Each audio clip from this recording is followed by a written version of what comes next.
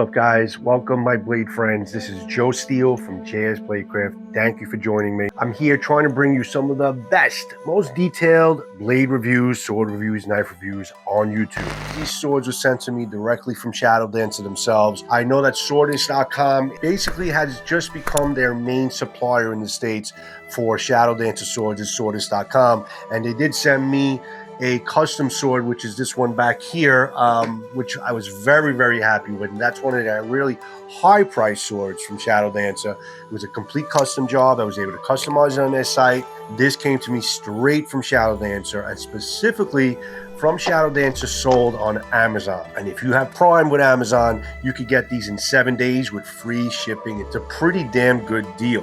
And these swords are pretty much sold on Amazon. They're sold in a pair, the L6 model swords. It's an L6 steel, which is pretty damn impressive because L6 steel, if it's done and tempered right, is a very good, resilient, edge-holding, good, powerful steel for a katana. And these come in somewhere at around $248 is pretty much exactly what you would pay. And if you have Prime shipping, shipping is included. You get it around, I think, 6-7 days. Not too bad. They sent me 2 of them, which is pretty damn good, because now I can compare and contrast to see 2 swords, what the tightness level is, what the fit and finish is, how they feel, how they're put together, if it's consistent, if they're consistent within their sword. Seeing 2, not 1, which is a good move by them for me to basically show to you today. The Kashida, which is the pommel here, it's got a pretty nice details, and it looks like flower petals, like a little flower orchard, a flower with the branches and stuff. I like the pieces, the way they look. The transitions are pretty good for the most part. I'm going to tell you right off the bat, the Ito does have a lot of movement on it. I mean, not a lot of movement, more movement than I would want it to have. It doesn't look like it has any Hishigami Pro or anything like that. I mean, I can move it probably about a little less than a ½ an inch on the knots. Now I have been swinging this around a little bit. Nothing came loose. I'm going to see once I do cutting with it if there's any problems with it unwinding. But I imagine when you get something out of the box, it's this type of looseness, it can get to be a problem later on. Other than that, I mean, it looks great. It's got a nice little contour to it. I like the curvature here. Hayachi, I believe it's called, this type of curvature where there's a curvature on the bottom, and it fits really, really nicely and comfortable for the most part in the hand. It feels like it's kind of like a synthetic silk, or maybe it actually is a silk, either a synthetic silk type of Ito. It's not cotton, but it is pretty comfortable in the hand. So other than the movement in the knots, which I think that they kind of really couldn't take an advantage at this price point to give you some better knotting, because if we look at now comparison with the other sword number 2, the gold red with the green, same movement, exactly the same movement on the Ito. Can move it about a little less than a ½ inch, so even the knot can move. Transitions are good here on the Kashida, the same thing, pretty consistent there as far as also the detail. This is the swirly misodomes. Matthew Jensen loves those. It's like a mushroom pattern, like it's like the inside of a mushroom with the swirly misodome type of theme. Nice transitions here. Again, the knots move. The diamonds are all, sporadic a little bit, for the fairly even, but I would not actually, if not, I'm looking at, they're a little sporadic for the most part, and that's only because there is movement. I like the shape. I like the comfort of it. I like the shaping of the Suka or the Ska. That I have no problem with it whatsoever. And Shadow Dancer never misses the beat with that. I'm just a little disappointed with the tightness from the 2 swords that I'm seeing here. Makugi pegs, you have one Makugi peg, which is a Japanese style type of feel. You have the Minuki, which is a flower petal on this as well, like a little flower on a stick or something like that on a branch, which looks good. I like the detail of that as well. The Samegawa looks like it's pretty good quality Samegawa. I don't think it's fake. And again, transitions are good, and everything looks great. When we go into the transition to the Fuchi, there's a little bit of a lip on top, but nothing that bites your hands. It's pretty soft. Nice detail also on the Fuchi. I really like the castings. The castings are pretty good. It's a nice casting. It's probably a new casting. It doesn't look like it's been done over and over again. Well, whatever the case is, there's no hot spots. There's nothing that bites into your hands, and I like the transitions of the Fuchi. So that looks great, and I have been pretty happy with the castings and the corchere and the type of pieces they give you on Shadow Dancer swords. They're pretty damn good quality, and I like the look of them, and they're set pretty well, so there's no problem there. There's no movement here. There is a slight rocking pattern, a little movement here. Other than that, the transitions are good. There's a little rocking pattern that's different from this one. So there's basically two swords. You show that one is pretty tight and one has a little bit of rocking pattern. Not too much, not really that's going to rattle too much, but we'll let you know how that is once we start swinging with it. So now you have the Suba. Suba, again, good quality, good casting. Like the softness around there, no hot spots, nothing that kind of just bites into your hands. I like the feel of it. I like the habaki. Not too, nice molding of it. It's, dime a dozen. There's not that many of them, but it looks like it's a pretty nice polished copper habaki. And from looking at it, it looks like it's got a pretty nice fit of the habaki onto the blade, which is pretty good. And overall, yeah, presentation-wise, it looks great. It's a good looking piece here as far as the heart of the sword, as far as where you grip it and handle it. It looks good. Everything's great. No hot spots. Ito could have been tighter. That's it. There. An L6 blade. You got some nice polish, a nice polishing job on here. Again, it's not their most expensive polish, but listen, for a sub $300 price range, I mean, it looks like a pretty nice polish, a pretty nice hamon when you hold it in different lights.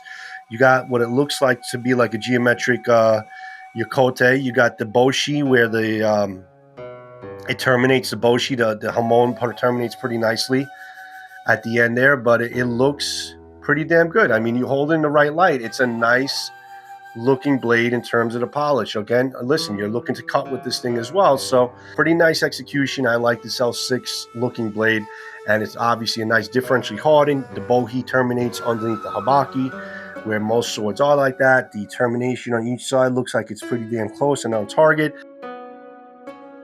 It's a nice classic Shinogi Zakuri type of geometric.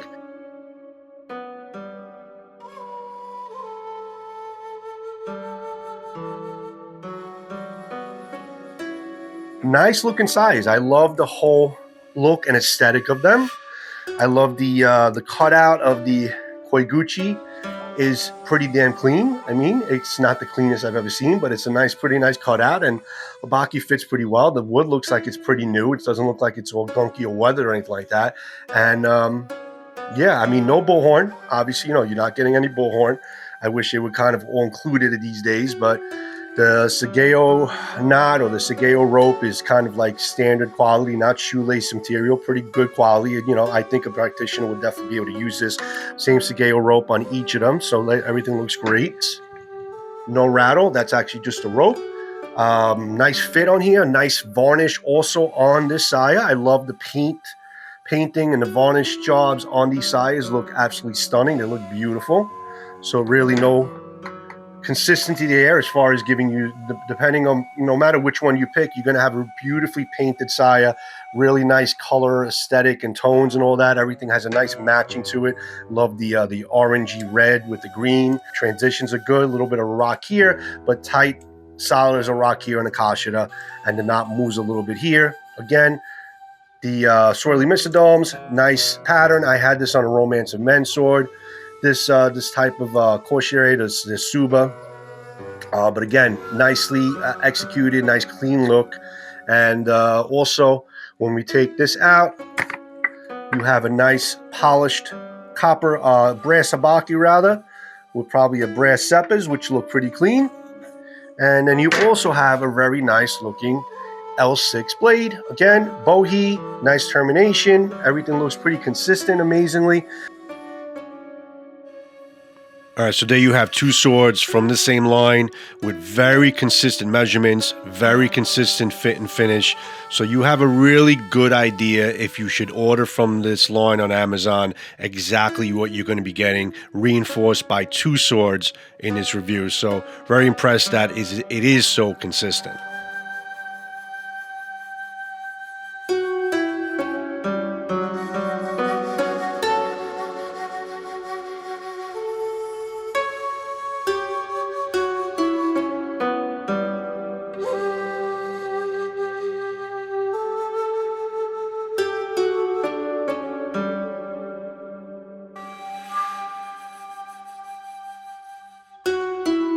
We finally, guys, got outside here to cut with these Shadow Dancer swords. Now, the swords are great in terms of basically the balance of the swords, also they both came very, very sharp, equal amount of sharpness out of the box. So that's always a good thing. Now, listen, guys, I'm not coming to you as a practitioner. It's a cold day, covered up, just so you know. But so it's going to be a little hard to kind of get the bones warmed up. But I'm not coming to you as a practitioner, but I'm coming to you as someone who basically has been handling swords, backyard cutter for a little while now, and I've had my hands on a couple different swords, and I think I can give an honest opinion as far as what swords I think feel good or balanced in the hand in terms of swinging them around and cutting with them. In terms of no-toe, I think this sword is pretty good because it's got some clean movement in terms of in and out. And in terms of the return of the sword into the saya, I think it's got pretty nice smooth action. Okay, if you want to do the draw cut basically and you want to push it out, it's got some smooth action. And as far as no-toe is concerned, if you are a practitioner, I don't see any problem in terms of returning this back into the saya as far as it being smooth. So I mean, is it on rails? Almost. I mean, it's pretty smooth. It's got a nice fit, doesn't rattle, doesn't make noise.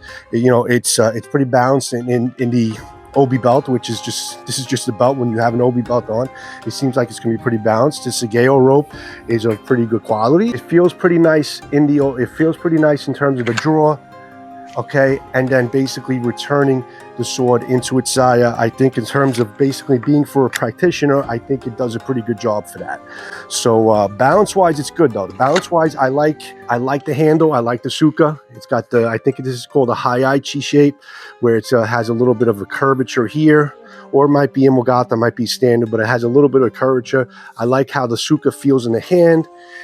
You already saw the segment with the fit and finish. Fit and finish is good on both swords, pretty equivalent.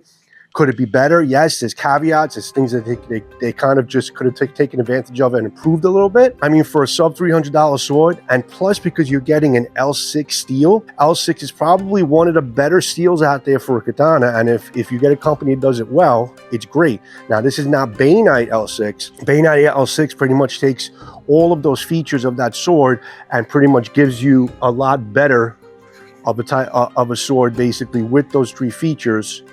You know, this is it's an exceptional blend, but in Bainite, it just basically takes it to the next level in terms of giving you the best that L6 has to offer. Not many people do Bainite very well. Howard Clark, for one, in the States, does Bainite probably the best in the world, and his blades are amazing. A normal L6 blade that's done well has a really nice combination of those three things that you would want in terms of the hardness, the toughness, and the edge holding capability, the shock absorption. It's a really good steel. So for you to basically get these two swords, okay, in that steel for sub $300, it looks pretty damn good. But we're gonna be cutting with it. We're gonna do the normal stuff. We're gonna do the pool noodles. We're gonna do some water bottles, and then we are gonna cut some tatami mats stuffed around pool noodles like I did before in some other videos. But I like how this feels. So far, this feels really good in the hand. Okay, I like the handle. I like how the handle feels. I like the salt and stop. It feels pretty good. It looks good. Good looking blades. Aesthetic wise is good. Yeah, let's cut with these things. Let's see what they got. Let's go with sword number one, the gold green. I'm going to try to do a little bit of both to see how the sharpness level is. Sword number two, the gold green.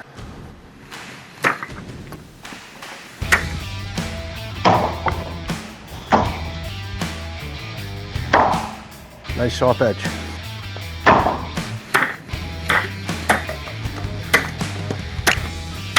That's an impressive edge on this blade, and these are the not thick pool noodles, these are the thin ones, a little harder to cut, but with some nice edge alignment. It's a pretty impressive edge on this L6 so far.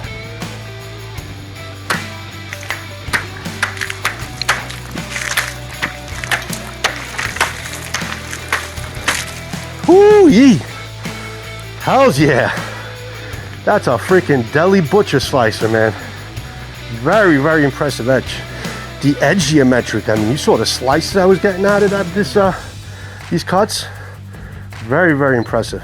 Very impressive. Now we're gonna try the gold red sword, similar bottle, and I wanna see if I could get the same type of performance.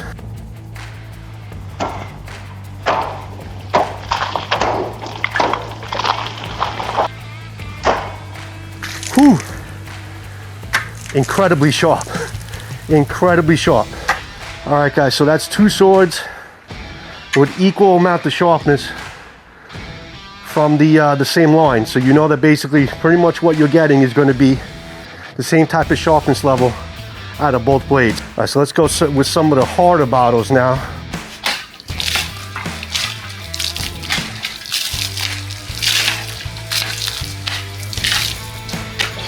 This is turning into basically one of the best cutting swords I've seen so far with the water bottles.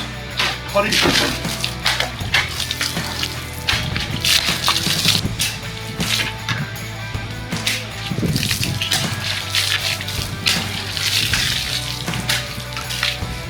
Yeah, it's official. It's official. This is a good freaking cutter. How thin these particular cuts are. You see how thin the plastic rims are. And the fact that it was basically being able to, bottle was able to stay there up until the very, very last piece. And it's not pushing the bottle off means that it has, I had some great precise cuts, which means I had a lot of control of the blade. And you have a great cut in geometric and a very sharp, keen edge. I mean, you need that combination in order to have those types of cuts. With this Arizona bottle, these are very hard to cut, and these usually break apart. This thing went all the way to the end. I think it's been a long time since I had a sword that went all the way to the end on this types of bottle, and able to cut that well, give you just a great cutting sword. It really is. So that's definitely something you definitely have to point out and realize that you do have a good cutting sword here when you see the performance of how it was cutting through the bottles. All right, so finally we're gonna go with tatami mats. These are some nice, neatly wrapped tatami mats, Yamote tatami mats. These are not too tightly wrapped, tied around with the paracord rope and polyurethane rope, and you know, obviously folded up. And this was soaking for about 2 days. This is gonna be the first one, but the second roll is going to be one that I wrapped up in pool noodle to give it a little bit more density, I guess, and maybe a little easier to get into the spike, and it gives a little more thickness in terms of the target. So let's see how these swords that have been doing so well with the precise cutting with the bottles and everything, how it does with the tatami mats. Because that's the ultimate test of a good Tameshigiri katana that you want to use for backyard cutting.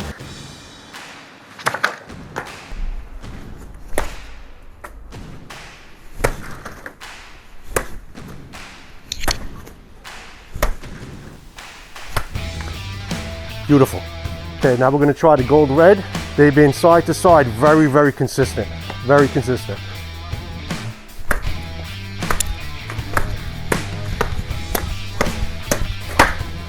Whew! I went to town with that a little bit. You can see how even and nice the cuts were. There was actually a static cut there where it's suspended in air. I was able to go around and cut it again. These are both very good cutting swords.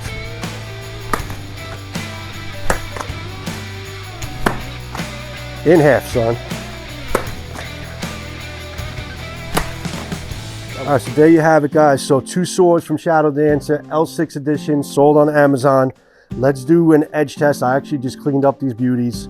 I'm looking at it. It's hard for you to see it out here without being macro, but it's there's no edge rolls or damages. I mean, I wouldn't think there would be.